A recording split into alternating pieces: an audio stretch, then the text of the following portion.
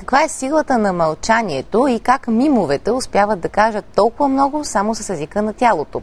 След 21 годишна пауза най-добрият български мим Велю Горанов се завръща на сцената на театър Сълза и смях със спектакъла "Един мим разказва". 66-годишният актьор признава, че предизвикателството за него е голямо, а вълнението несравнимо. Театърът е днес и сега. Представлението се ражда в 7 часа и умира в 9.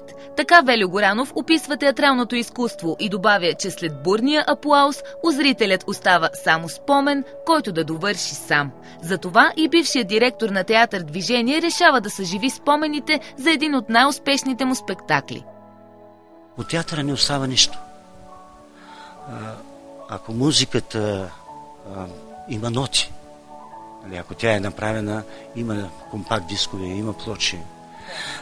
Ако изобразителното изкуство има картина. Картина, всичко остава, докато от театъра, от танца, нищо не остава. Може ли да се каже, че това са най-неблагодарните професии?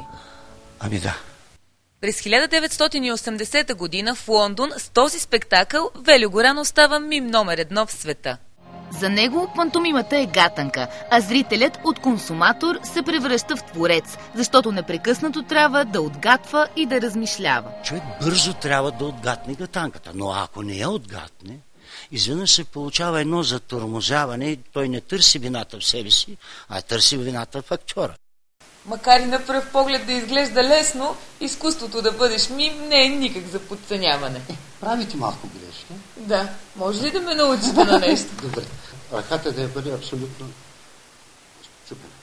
Прав ръка. Не трябва да дишам, а трябва да издишам. Тоест. Велю си припомня с усмивка едно представление преди години, по време на което зрител от публиката започнал да недоволства и да подвиква. Този няма ли да каже нещо? Сцената има само един стол, той сяда и в продължение на 45 минути не мърта нищо. И успява да каже всичко, което иска с залата. Ще кажете как става това? Да, това е също пантомима. Внушението е също пантомима. Стига да може да го